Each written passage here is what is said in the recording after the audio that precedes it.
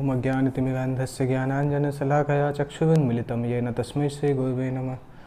श्रीचैतन्यमनोभीष्टं स्थापितं येन भूतले स्वयं रूपकदा मह्यं ददाति स्वपदान्तिकं। वन्देऽहं श्रीगुरो श्रीयुतपदकमलं श्रीगुरून् वैष्णवांश्च।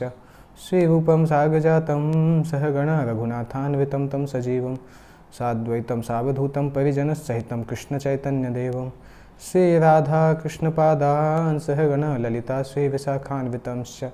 नमो विष्णुपादाय कृष्णपृष्ठाय भूतले श्रीमते भक्तिवेदान्तस्वामिनिति नामिने।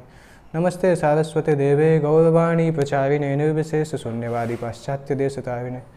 श्रीकृष्ण चैतन्य प्रभु नित्यानंद श्री अद्वैत गदाधर शिवासादि गौर भक्तवृंद। हरे कृष्ण कृष्ण कृष्ण हरे हरे, हरे राम राम राम हरे हरे। हरे कृष्णा। कल हमने डिस्कस किया था कि अयोध्या से ऑलमोस्ट पूरा अयोध्या राम के विवाह के लिए मिथिला पहुंच जाते हैं। केवल कुछ लोग अयोध्या में रहते हैं अयोध्या सिटी की रक्षा करने के लिए, और दोनों भाई अपनी फैमिली से मिलते हैं। तो इसके बाद फिर जनक का कोर्ट में जब सभी जाते हैं अयोध्या का राज दरबार, तो जनक का कोर्ट ऐसा लग रहा है जैसे कि उस दिन सूर्य वंश और चंद्र वंश दोनों एक साथ वहाँ पे उपस्थित है। बहुत शक्तिशाली राज्य हैं, दोनों वहाँ पे एक साथ उपस्थित थे जनक के कोर्ट में। तो सबसे पहले वशिष्ठ उठ के खड़े होते हैं सूर्यवंश की प्रशंसा को बताने के लिए, सूर्यवंश की ग्लोरीज को बताने के लिए। वो बताते हैं कि किस प्रकार भगवान राम के जो गुण हैं वो उनके वंश में जो पुराने जो बड़े बड़े राजा हैं उनके समान ही हैं। कि अगर ल्यूमिनरीज उनके वंश में जो भी राजा हैं वो तारे के समान हैं, अगर ल्यूमिनरीज इतनी ज़्यादा ग्रेट हैं तो सूर्य कितने ग्रेट नहीं होंगे। तो भगवान रामचंद्र सूर्य वंश के सूर्य के समान माने जाते हैं। तो वशिष्ठ बताते हैं उनके डायनेस्टी के बारे में। इक्ष्वाकु जो कि पूरी धरती के राजा थे, पूरी धरती पे उन्होंने राज किया, empowered ruler of the entire planet. और ब्रह्मा जी को बहुत प्रिय थे, भगवान के बहुत बड़े भक्त थे, उनको भगवत गीता का ज्ञान दिया गया था। इक्ष्वाकु के बाद महाराज पृथु जो कि भगवान विष्णु के इनकारनेशन हैं, वो भी भगवान राम के वंश में आए थे और दुनिया के सबसे अच्छे लीडर, बेस्ट लीडर, दुनिया ने अभी तक उतना अच्छा लीडर नहीं देखा है, इस प्रकार से वो थे। उसके बाद आए थे किंग काकुत्स्थ, जो कि इतने ज़्यादा शक्तिशाली थे कि देवताओं ने भी उनकी मदद मांगी थी संग्राम के समय। देवता ने एक बार काकुत्स्थ के पास देवासुर संग्राम में उनसे हेल्प मांगी थी।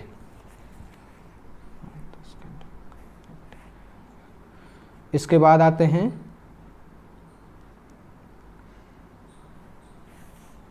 एक्चुअली काकुत्स्थ की एक लीला यहाँ पे बताई गई है कि एक बार जब देवता उनसे हेल्प मांगने के लिए गए थे, इस प्रकार की एक लड़ाई में इंद्र ने एक बुल का रूप लिया था और काकुत्स्थ को अपने कंधे पे लेके लड़ाई के लिए लेके गए थे। तो काकुत्स्थ के बाद राजा मंधाता बहुत फेमस राजा हैं जो कि भगवान राम के जन्म में थे। उसके बाद राजा मुचुकुंद के बारे में आप लोग जानते हैं, श्रीमद् भागवत में भी इनका डिस्क्रिप्शन आता है, कृष्णा बुक में भी भगवान इनको बताते हैं। भगवान कृष्ण ने इनका उद्धार किया बाद में, काल यवन को वध करने के बाद। राजा शिबी ने अपने शरीर का मांस दान में दिया था एक ईगल की भूख को ख़त्म करने के लिए। इसके बाद सगर और दिलीप वहाँ महान राजा थे। उसके बाद भगीरथ इसी वंश में आए जो कि गंगा को इस धरती पर लेके आते हैं। और इसके बाद राजा रघु जो थे वो बहुत महान थे, जिनके नाम से इस वंश का नाम रघुवंश है। और उसके बाद दशरथ जो थे वो इस वंश के प्रेजेंट राजा थे, और भगवान राम उनके पुत्र जो है वो खुद सूर्य के समान हैं। और ये राम का जन्म जो है ये सामान्य जन्म के समान नहीं हुआ है, पुत्र कामेष्ठी यज्ञ की पूर्ति के बाद राम का जन्म हुआ है। इस प्रकार से वशिष्ठ ने बताया, जनक को बताया कि सूर्यवंश जिससे आपका रिश्ता होने जा रहा है ये अपने आप में बहुत ग्लोरियस है, पूरा का पूरा वंश। इसके बाद जनक ने चंद्र वंश के बारे में बताया, अपने वंश के बारे में बताया। उन्होंने प्रारंभ किया राजा निमि के साथ। निमि के वंश में जनक आते हैं, जिन्होंने एक बार वशिष्ठ को इनवाइट किया था और साथ साथ वशिष्ठ को देवताओं ने भी इनवाइट किया था। तो वशिष्ठ देवताओं के पास चले गए थे, जबकि निमि उनके शिष्य थे। और जब वहाँ से लौट के आते हैं वो इंद्र के यज्ञ के बाद, तो वो देखते हैं कि इनका निमि ने किसी और से यज्ञ संपन्न करा लिया। तो वो नाराज़ हो जाते हैं कि तुमने कैसे, मेरे शिष्य होने के बाद तुमने किसी और से यज्ञ कैसे संपन्न कराया। इस प्रकार से वशिष्ठ उनको शाप दे देते हैं कि आप मर जाएंगे। पर निमि को भी गुस्सा आता है कि आप केवल ज़्यादा पैसे के लालच में देवताओं के पास चले गए हैं, आपको लोभ नहीं होना चाहिए था। तो निमि भी शाप दे देते हैं कि आपको भी मृत्यु की प्राप्ति हो जाएगी। तो राजा निमि मर जाते हैं, परंतु वो दूसरा शरीर स्वीकार नहीं करते, कि उनकी इच्छा नहीं थी, क्योंकि वो ऑलरेडी शुद्ध बहुत एडवांस भक्त थे। वशिष्ठ भी मर जाते हैं, परंतु वशिष्ठ उसी जीवन में वापस लौटना चाहते थे, इसलिए वो अपनी आत्मा को एक वाटर पॉट के अंदर रखते हैं जब तक उनको दूसरा शरीर नहीं मिल जाए। तो अपना शरीर छोड़ने के बाद निमि जो थे वो ऊपर स्वर्ग लोकों, ऊंचे लोकों में चले गए। और जब निमि के राज्य के ऋषि मुनियों ने देखा कि कोई नहीं है संभालने के लिए, तो उन्होंने निमि की डेड बॉडी में से मंथन करके एक बच्चे को निकाला। उस बच्चे का नाम था मिथि जनक। ये पहले जनक थे, क्योंकि मिथि जनक जो थे उन्होंने मिथिला को बसाया था। उसके बाद से उनके वंश में हर राजा जो थे वो जनक नाम को पीछे लगाते थे। पहले राजा मिथि जनक थे, उसके बाद जनक नाम सभी के पीछे रहता था। और ये जनक नाम पीछे इसलिए लगाते थे जिससे सभी को राजा निमि की याद रहे, जिनको अपने शरीर से कोई आसक्ति नहीं थी। वो केवल उच्च आध्यात्मिक गोल्स के बारे में जानते थे, शरीर से वो कोई आसक्त नहीं थे। तो इस प्रकार के निस्वार्थ भावना के कारण उनका राज्य वैदेह के नाम से जाना जाता था। वैदेह मतलब one without a material body, जिसका कोई भौतिक शरीर नहीं है। इस तरह से उनका राज्य जाना जाता था। और मिथिला का नाम वैदेहपुर था।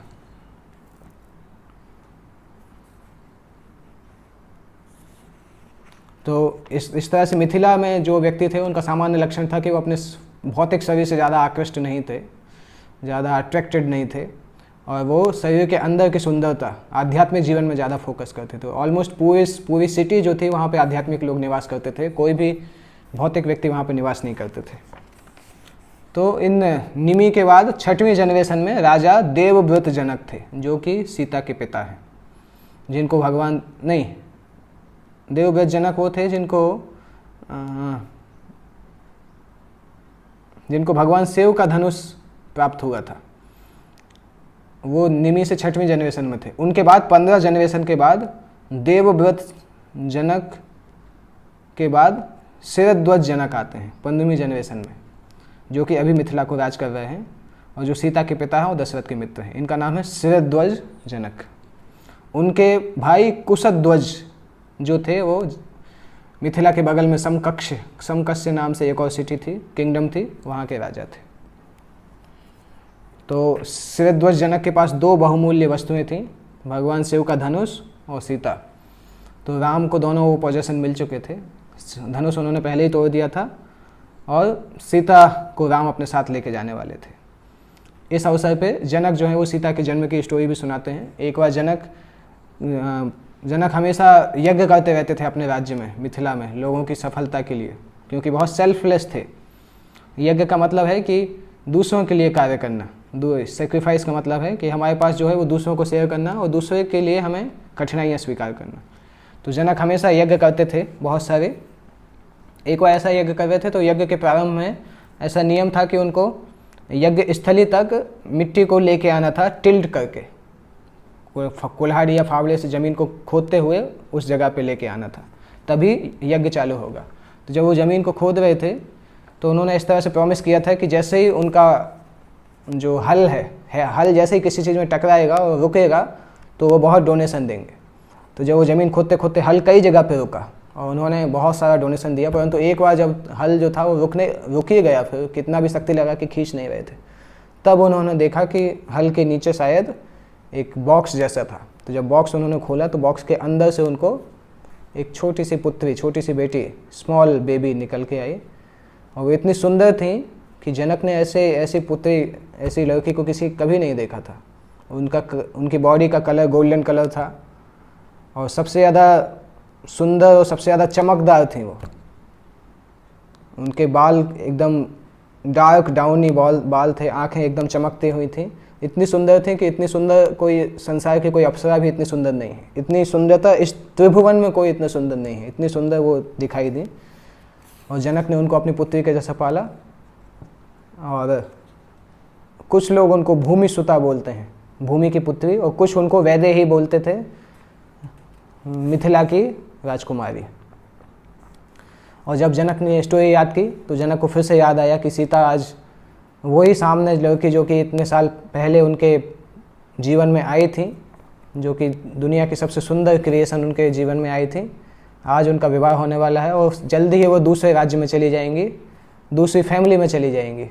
और जनक को ऐसा लगा कि वो जो सुंदर लड़की उस दिन बॉक्स में से निकल के आई थी वो फिर से उसी बॉक्स में वापस जा रही है, क्योंकि आज के बाद वो सीता को हर दिन नहीं देख पाएंगे। तो उनका जो सबसे बहुमूल्य खजाना था सीता माँ, वो राम को प्रदान कर रहे थे। तो इस प्रकार से जब दोनों डायनेस्टी आती हैं साथ में, वशिष्ठ एकाएक विश्वामित्र को साथ में लेके कोने में बात करने के लिए जाते हैं। तो वशिष्ठ और विश्वामित्र प्रारंभ में बहुत उनके ओपिनियन में बहुत अंतर था, परंतु जब वो राम की सेवा के लिए बात होती है तो दोनों एक साथ आ जाते हैं। दैट मीन्स अगर कॉमन पर्पज हो तो कोऑपरेशन आसानी से पॉसिबल है। भगवान राम की सेवा करने के लिए वशिष्ठ और विश्वामित्र दोनों के विवाह करने के लिए दोनों प्लान कर रहे थे। वशिष्ठ विश्वामित्र एक साथ उन्होंने प्लान किया। और जब वो लोग लौट के आ रहे हैं बात करने के बाद, तो जनक को समझ में नहीं आ रहा था कि ये दोनों महान ऋषि किस तरह से, क्यों, किस काम के लिए इतना दूर गए थे। तो फिर आने के बाद इन्होंने बताया कि जनक, हमारी ऐसी इच्छा है कि जैसे सीता का तो विवाह राम से हो ही गया है, ये बहुत अच्छा होगा अगर उर्मिला, सीता की छोटी बहन, का विवाह लक्ष्मण से हो, और कुशध्वज की पुत्री, 2 पुत्रियां हैं मांडवी और सुतकीर्ति, उनका विवाह भरत और शत्रुघ्न से हो। कुशध्वज एकदम खुश हो गए, वो क्योंकि मिथिला में आए थे अपनी भतीजों का विवाह करने के लिए, परंतु उनकी खुद की पुत्रियों का विवाह हो गया, विवाह की बात आ गई। जनक और दशरथ, कुशध्वज, तीनों ने एक दूसरे के गले मिले, बहुत खुश हो गए, और अभी 1 से ज़्यादा 4 विवाह एक साथ हो रहे थे।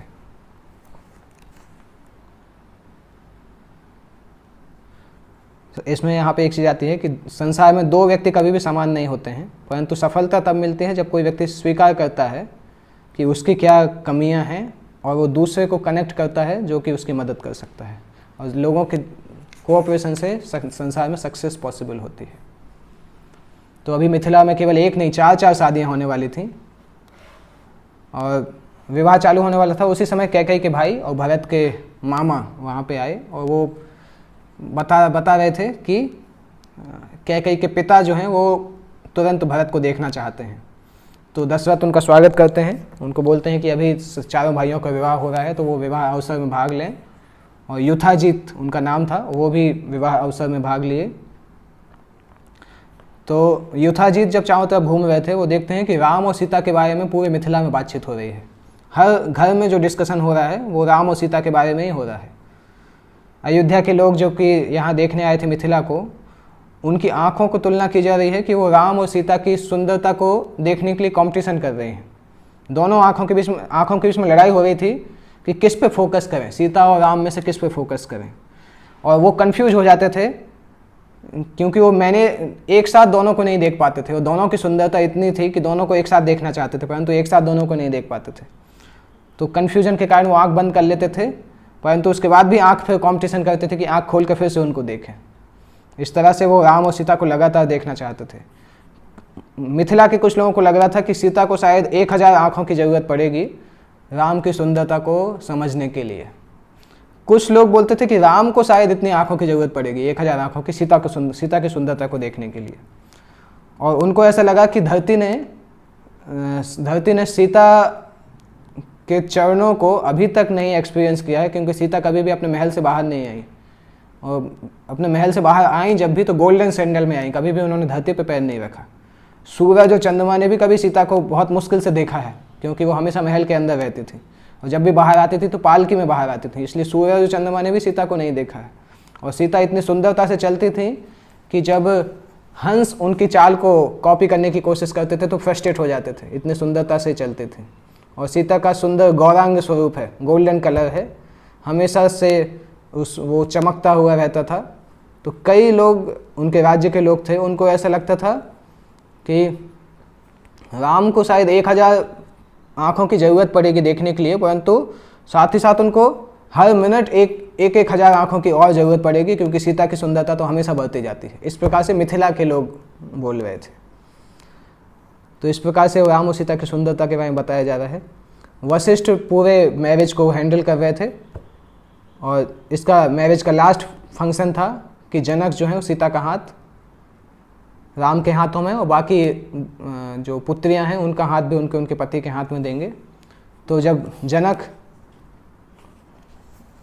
राम को पानी ग्रहण संस्कार कर रहे थे, उस समय वो सीता का हाथ राम के ऊपर रखते हैं, और उससे ये पता चलता है कि राम अभी, जनक इस प्रकार से रखते हैं कि राम अभी सीता की केयर में है। इस प्रकार से रामायण में डिस्क्रिप्शन आता है।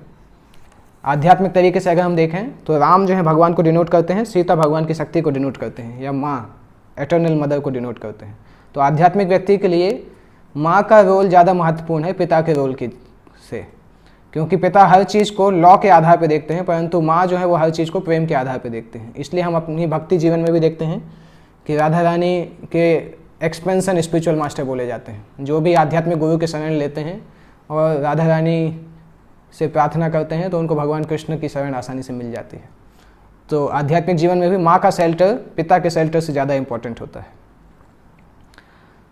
तो आध्यात्मिक व्यक्ति के लिए कोई होप नहीं होगी अगर उसके एक्शंस को नियम के आधार पर देखा जाएगा। हम भी आध्यात्मिक जीवन में इतनी गलती करते हैं कि अगर कृष्ण के नियम के आधार पर देखा जाए तो बहुत कठिन होगा हमें भक्ति में सफल हो पाना, परंतु श्रीमती राधा रानी की कृपा और आध्यात्मिक गुरु की कृपा के कारण हम भक्ति में लगे रहते हैं। तो वो पिता कई बार नियम के आधार पर जज करते हैं, परंतु माँ प्रेम के आधार पर जज करती हैं।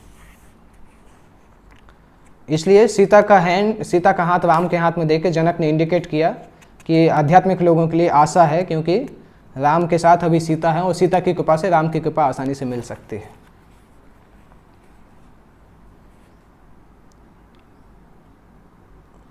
और जनक ने सीता का हाथ राम के ऊपर इसलिए भी रखा, उसका ये मतलब होता है कि सीता हमेशा राम के बगल में रहेंगी और राम की सुरक्षा करेंगी, जिससे कि राम जो है वो वीकनेस, कभी अगर कमज़ोर परिस्थितियों में आएंगे तो सीता उनकी प्रोटेक्शन करेंगी, उनकी रक्षा करेंगी। इस प्रकार से सीता का हाथ उन्होंने राम के हाथ में रखा।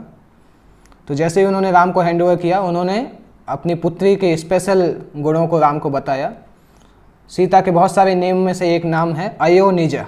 अयोनिजा मतलब कि वो एक सामान्य तरीके से उनका जन्म नहीं हुआ था, क्योंकि वो ये अयोनिजा नाम इसलिए बताते हैं क्योंकि राम का जन्म भी सामान्य नहीं हुआ था, यज्ञ के द्वारा हुआ था, और सीता का जन्म भी सामान्य नहीं हुआ था, इसलिए राम और सीता एक दूसरे के लिए मैच हैं। उसके बाद जनक सीता को देखते हैं और राम को बोलते हैं कि ये आपकी सीता है, किसी और को सीता समझ के माला मत पहनाना, आपकी सीता आपके बगल में खड़ी हुई है। इस प्रकार से जब आप सुनते हैं तो ये सामान्य तौर से अजीब लगता है कि जनक ने ऐसा क्यों बोला कि किसी और को माला मत पहनाना, उसको सीता समझ के। तो जनक इस तरह से ऑब्वियस चीज़ को क्यों बोल रहे हैं, उन्होंने इसको क्यों किया, इसके दो कारण थे। पहला कारण कि अभी तक राम ने किसी को नहीं देखा था, क्योंकि उनको ऐसा लगता था कि उनकी खुद की सुंदरता सबसे ज़्यादा है, अनमैच्ड है, इसलिए राम ने किसी और को नहीं देखा था। परंतु सीता को जब वो राम को दे रहे हैं तो जनक ऐसा बता रहे हैं कि अभी सीता को देखिए, क्योंकि राम की सुंदरता की मैच अभी सीता में प्राप्त हुई है। अभी राम को कोई ऐसा मिला है जो उनके समान सुंदर है। राम के सीता की इतनी ज़्यादा सुंदरता थी कि राम को और कहीं देखने की आवश्यकता नहीं थी सीता की सुंदरता को देखने के बाद। और दूसरा कारण था कि जनक जानते थे कि सीता की सुंदरता ने राम को इतना ज़्यादा मोहित कर लिया है कि वो सीता को हर जगह देख रहे हैं, इसलिए कहीं गलती से वो कहीं और किसी और जगह पे माला नहीं पहना दें, इसलिए उन्होंने बताया कि सीता यहाँ पे है। वो समझ गए थे राम की मनोदशा कि वो सीता को हर जगह देख रहे हैं। और जनक ने फिर बताया कि सीता एक धर्मचारिणी है, और क्योंकि वो राज्य घराने में जन्म हुआ है इसलिए वो सब कुछ जानती हैं कि उनसे क्या आशा है, धर्म के क्या नियम हैं। और उन्होंने बोला, गारंटी दिया कि उनकी पुत्री जो है बहुत अच्छी पत्नी रहेगी, जो कि अपनी पति की सम्मान करेगी, और जब पति सही रास्ते पे होंगे तो पति को पीछे से सपोर्ट करेगी, और पति जब धर्म के रास्ते से गलत रास्ते पे जाएंगे तो पति को करेक्ट करेंगी। इस तरह से उन्होंने बताया कि आइडियल वाइफ रहेंगे जो अपने पति का सम्मान करेंगे, और जब तक पति धर्म के रास्ते पे होंगे तो पति को फॉलो करेंगी, पति को सपोर्ट करेंगी बैक सीट में रह के, और जब पति धर्म के रास्ते से बाहर जाएंगे तो उनको करेक्ट भी करेगी। और जनक ने फिर राम को बोला कि सीता उनकी परछाई के समय हमेशा रहेंगी, परछाई के समान हमेशा रहेंगी, और राम की इच्छाओं के आधार पर सीता की इच्छा रहेगी। वो राम को, चाहे राम का अच्छा समय हो चाहे खराब समय हो, वो राम के साथ रहेंगी। अच्छे समय में वो राम को फॉलो करेंगी, खराब समय में वो राम को लीड लेकर राम को मदद करेंगी, सपोर्ट करेंगी। और जिस प्रकार से परछाई कभी भी व्यक्ति से दूर नहीं होती, उसी तरह से सीता कभी भी राम से अलग नहीं होंगी। और जनक ने राम को बोला कि सीता को एक महत्वपूर्ण गिफ्ट के जैसे अपने पास रखना चाहिए और उनको सीता के जीवन को राम को हमेशा प्रोटेक्ट करना चाहिए। तो जनक का रोल अभी कंप्लीट हो गया था केयर टेकर के जैसा। अभी उन्होंने सीता को उनके मालिक को सब सौंप दिया था।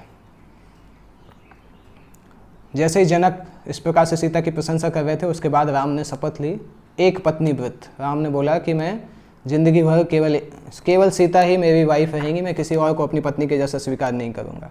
सामान्यतः उस समय राजाओं में ऐसा नॉर्मल था कि एक से ज़्यादा शादी करना। तो इस प्रकार के जब राम ने एक पत्नी व्रत लिया तो बहुत सारे लोगों को अचरज हुआ और कई स्त्रियां खुश भी हो गई राम के एक पत्नी व्रत से। और उनको लगा कि चूँकि अयोध्या में राम एक पत्नी व्रत रहेंगे तो राम के एग्जाम्पल बहुत सारे लोग फॉलो करेंगे, इस तरह से आता है। उसके बाद वशिष्ठ ने बोला दोनों से कि आप अपनी अपनी मालाएं एक्सचेंज करिए। उस समय राम को थोड़ा फन का मूड था राम को, चूँकि राम की हाइट सीता से बहुत ज़्यादा थी। तो जब सीता राम को माला पहनाना चाहती थी तो कि ये केवल तभी पॉसिबल था जब राम अपना सिर झुकाएं, परंतु राम ने अपना सिर झुकाने से मना कर दिया। राम सीधे खड़े हो गए। तो सीता को समझ में नहीं आ रहा था कि कैसे राम को माला पहनाई जाए। पर उसी समय लक्ष्मण जो थे वो सीता की हेल्प के लिए आते हैं। लक्ष्मण आके राम के चरणों में गिर जाते हैं। राम के चरण स्पर्श जैसे ही वो करते हैं तो राम उनको उठाने के लिए नीचे झुकते हैं और सीता तुरंत समझ जाती हैं लक्ष्मण का इशारा और तुरंत राम के गले में माला पहना देती हैं। राम भी इम्प्रेस होते हैं सीता की प्रेजेंस ऑफ माइंड और लक्ष्मण की चतुरता से, और एक एक करके चारों के चारों भाई की विवाह हो जाता है। और इन सभी में सबसे ज़्यादा खुश थे विश्वामित्र ऋषि, क्योंकि उनका जीवन का लक्ष्य पूरा हो चुका था। विश्वामित्र मुनि अभी आगे जा सकते थे और भगवान राम के प्रति अपना जीवन समर्पित कर सकते थे। फाइनली उन्होंने भगवान विष्णु को जब उन्होंने पहले देखा था ब्रह्म ऋषि बनने के तपस्या के दौरान, उस समय भगवान विष्णु की वो सेवा नहीं कर पाए थे। अभी फाइनली भगवान राम की वो पूरी तरह से सेवा करके भगवान राम का विवाह अरेंज करके लक्ष्मी देवी के साथ वो अभी पूरी तरह से खुश थे। उन्होंने अपनी सारी शक्तियाँ, सारा ज्ञान राम को दे दिया और राम के पास अभी सब वस्तुएं थीं जिसके द्वारा वो संसार का उद्धार कर सकते थे और संसार में जो राक्षसों का भय था, रावण का भय था, उस भय को ख़त्म कर सकते थे। और विश्वामित्र ने सबसे बड़ा कार्य किया सीता और राम को मिला के। तो विश्वामित्र ने उनकी सारी रिस्पॉन्सिबिलिटी पूरी कर दी थी और अपना जीवन भी सफल बना दिया था राम की सेवा करके। अभी वो उत्तर दिशा में जाके अपना पूरा जीवन भगवान राम के ऊपर ध्यान लगाते हुए व्यतीत करना चाहते थे। उन्होंने भगवान राम की परमिशन ली और अपने आध्यात्मिक जीवन के लिए निकलने के लिए तैयार हुए। तो विवाह के दूसरे दिन सुबह बहुत अर्ली मॉर्निंग, जब कोई उठे भी नहीं थे, उस समय विश्वामित्र जो थे वो जनक के राज्य से, मिथिला से बाहर निकल के हिमालय की तरफ चले गए। इसके बाद हम देखते हैं कि विश्वामित्र का डिस्क्रिप्शन कभी भी बालकांड में नहीं आता है और हमेशा के लिए वो हिमालय चले गए भगवान राम की तपस्या के लिए, भगवान राम की सेवा और भगवान राम पे ध्यान करके अपने जीवन को सफल बनाने के लिए। तो एक तरह से देखा जाए सीता जी लक्ष्मी हैं, परंतु इस उदाहरण में हम देखते हैं कि विश्वामित्र जो है वो गुरु का रूप बताते हैं, स्पिरिचुअल मास्टर के को रिप्रेजेंट करते हैं। राम भगवान है और लक्ष्मी सीता जो है वो लिविंग एंटिटी है। केवल समझने के हिसाब से वास्तविकता में सीता लक्ष्मी है, परंतु अगर उसमें हम लेसन निकालना चाहें तो इस तरह से निकाल सकते हैं कि जिस प्रकार से आध्यात्मिक गुरु किसी जीव को भगवान से कनेक्ट करते हैं, उसी प्रकार से विश्वामित्र ने सीता को राम से कनेक्ट कराया। ये विश्वामित्र का कार्य था। तो इस प्रकार से बालकांड के हीरो जो हैं वो विश्वामित्र हैं। विश्वामित्र अपनी भक्ति प्रोसेस में छोटे बच्चे से लेके मैच्योर स्थिति तक पहुँचे और फिर भगवत भक्ति में पूरी तरह से लीन हो गए। तो विवाह के दूसरे दिन अभी आता है विदाई का समय। विदाई के समय में सभी दशरथ का कार्य पूरा हो गया था मिथिला में और वो वापस जाना चाहते थे और अपने राज्य में जाके राम के विवाह को सेलिब्रेट करना चाहते थे। सभी लोग जल्दी उठ गए उस दिन और तुरंत बहुत तेज़ी से एक्टिविटीज़ चालू हो गई। सभी अपना अपना सामान अरेंज कर रहे हैं और दोनों भाई जनक और उनके भाई उनको खुशी भी थी और दुख भी था कि उनकी बेटियां जो थीं, उनके राज्य की बहुमूल्य रत्न जो थीं वो उनके पास से जा रही थी, और साथ में खुश भी थी कि इक्ष्वाकु वंश से उनका संबंध हो रहा था। तो वो भी अपने इस प्रकार से अरेंज कर रहे थे कि कितना सारा सामान हम गिफ्ट हम जो हैं वो इक्ष्वाकु वंश के राजाओं को दे सकें जाते समय। दशरथ और उनकी रानियाँ इमेजिन कर रही थीं कि जब वो घर वापस जाएंगे, अयोध्या वापस जाएंगे, तो किस तरीके से क्या होगा, कितना ज़्यादा सेलिब्रेशन करेंगे, सब कुछ प्लानिंग कर रहे थे। तो जब इस प्रकार से जब अयोध्या से जो लोग आए थे, जब वो मिथिला से जाने लगे, तो दशरथ को बहुत खुशी हो रही है और बहुत दुख भी हो रहा है। दशरथ और मिथिला के राजा जनक दोनों की आंखों से आंसू भी निकल रहे हैं और खुश भी हो रही है। स्पेशली जनक के बारे में डिस्क्राइब किया जाता है कि वो खुशी भी थे और दुखी भी थे। सभी वहाँ पे खड़े थे मिथिला की बाउंड्री पे, प्रोसेसन को जाते हुए देख रहे थे और फिर वापस आए। ऐसा लगा था कि पिछले दिन एक बहुत बड़ी नदी मिथिला आई और आज वो नदी वापस चली गई। और दशरथ का जो पूरा प्रोसेसन था इतना ज़्यादा सेलिब्रेट कर रहा था कि ऐसा लग रहा था जैसे वह पूरा सेलिब्रेशन फेस्टिवल मनाते हुए वो लोग अयोध्या वापस जा रहे थे। पूरे रास्ते लोग डांस कर रहे थे और गा रहे थे। दशरथ भी राजा के समान सबसे आगे चल रहे थे। दशरथ को ऐसा लग रहा था कि इससे ज़्यादा खुश वो अपने जीवन में कभी भी नहीं थे। नॉर्मली हम देखते हैं जब बहुत ज़्यादा खुशी होती है उसी समय कुछ ना कुछ दुख सामने आता है। तो दशरथ अपनी सेना को लेके जा रहे हैं। ये अलग अलग रामायण में अलग अलग डिस्क्रिप्शन दिया है, इसका पूरा डिस्क्रिप्शन सेम नहीं है। दशरथ अपनी सेना को लेके जा रहे हैं, उसी समय वो एक बहुत ज़ोर से आवाज़ आती है, कर्ण भेदी आवाज़, कान भेदने के हिसाब से आवाज़ आती है। और दशरथ ने उस समय फिर देखा कि ये आवाज़ कहाँ से निकली है, और उन्होंने जब देखा तो चारों तरफ उनको बहुत सारे ऐसे साइन दिखने लगे जो कि बहुत अशुभ होते हैं। बहुत सारी चिड़ियाँ, काला आकाश, जो जहाँ पे सूर्य था आकाश में, पूरा सूर्य ढक गया है, आकाश पूरा काला हो गया है, और बहुत सारे बर्ड्स, बहुत सारी चिड़ियाँ जो है वो गोल गोल घूम रही हैं। और दशरथ को समझ में आ गया कि ये तो बहुत ख़राब वो है, साइन है। उनका हृदय में फियर होने लगा। तुरंत उन्होंने अपने गुरु की तरफ देखा और वशिष्ठ ने उनको आशा बंधाई। वशिष्ठ ने देखा उन बर्ड्स को और अलग अलग साइन देखे। फिर वशिष्ठ ने चारों तरफ देखा और एक साइन उनको देखा जो कि ठीक था। उन्होंने देखा कि पशु जो हैं वो सर्कल्स में घूम रहे हैं। तो वशिष्ठ तुरंत उसको देख के स्माइल करने लगे, क्योंकि इस प्रकार का जो साइन था वो साइन बताता था कि वास्तविकता में जो कठिनाई आएगी उस कठिनाई से कुछ लॉस नहीं होगा। हालांकि कठिनाई आएगी परंतु उससे कुछ लॉस नहीं होगा। इस तरह से उन्होंने दशरथ को बताया कि आप चिंता मत करिए, जो होगा देखेंगे। तो दशरथ को थोड़ी शांति मिली, परंतु अगले ही सेकंड फिर से बहुत ज़्यादा हवाएं चलने लगी। बहुत बड़ा तूफान आया। तूफान इतनी तेज़ से आया कि लोग तूफान की हवा के कारण उड़ने लगे। और तूफान जब शांत हुआ तब दशरथ ने देखा आँख खोल के कि सामने शक्तिशाली परशुराम खड़े हुए हैं।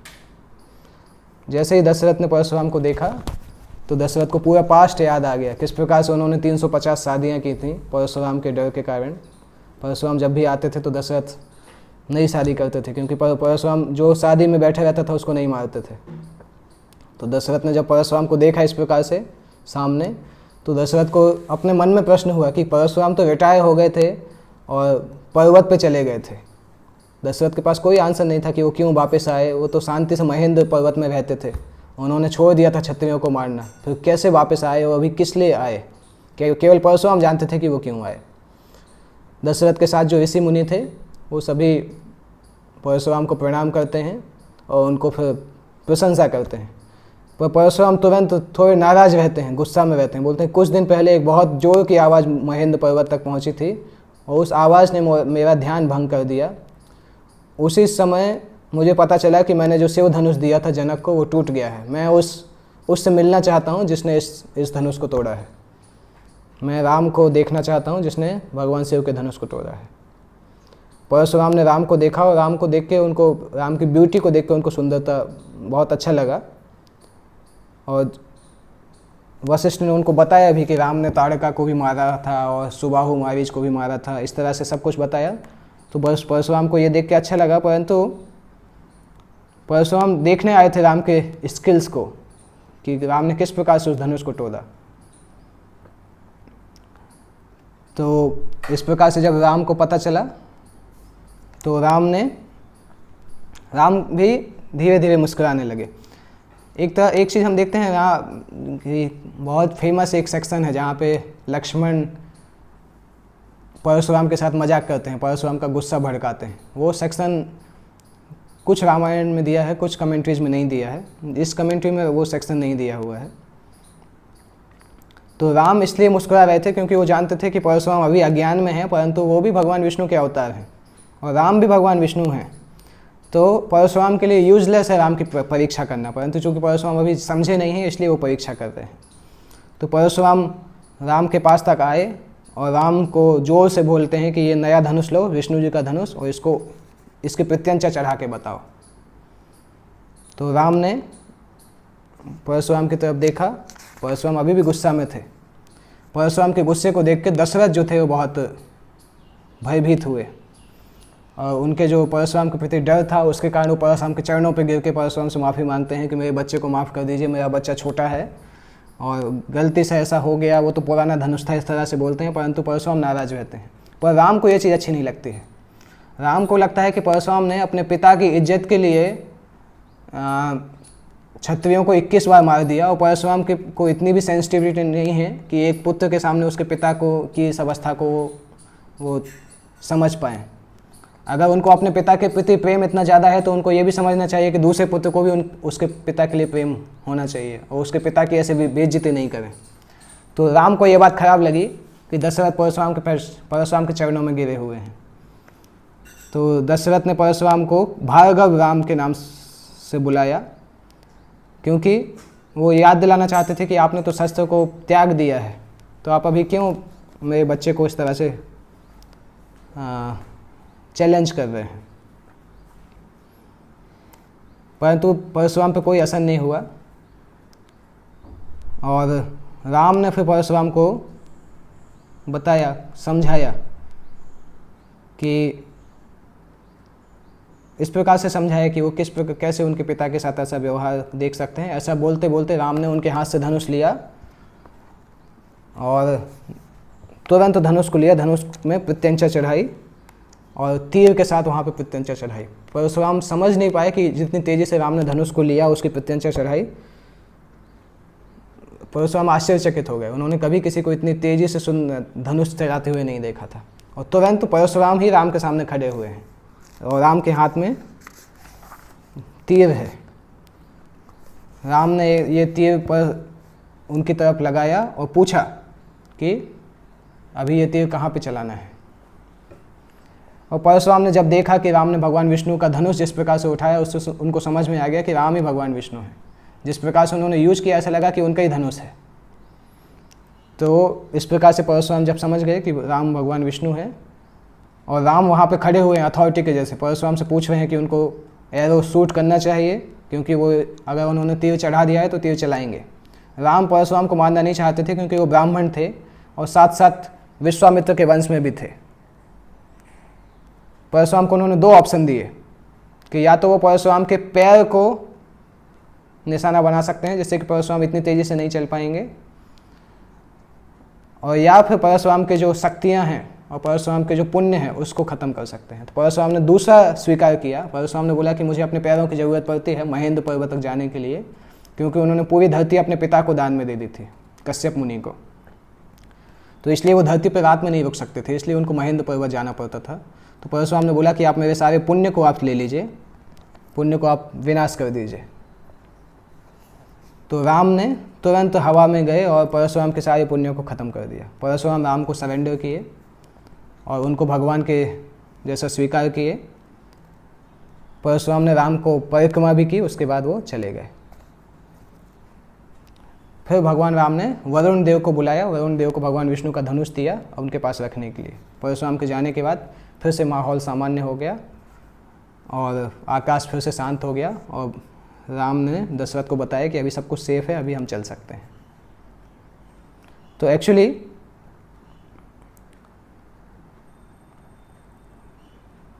दशरथ और दूसरे लोग उनको वो इतना देख नहीं पाए कि राम और परशुराम के बीच में क्या वार्तालाप हुई, क्योंकि राम और परशुराम के बीच में जब वार्तालाप हो रही थी तो बीच में एक डस्ट स्टॉर्म आ गया था। डस्ट स्टॉर्म मतलब बहुत ज़्यादा धूल थी, परशुराम ने क्रिएट की थी। तो राम और परशुराम के बीच में ये प्राइवेट मूवमेंट थे जब दोनों के बीच में बातचीत हुई थी। दशरथ और बाकी लोगों ने देखा नहीं, उनको केवल ये पता चला कि परशुराम चले गए।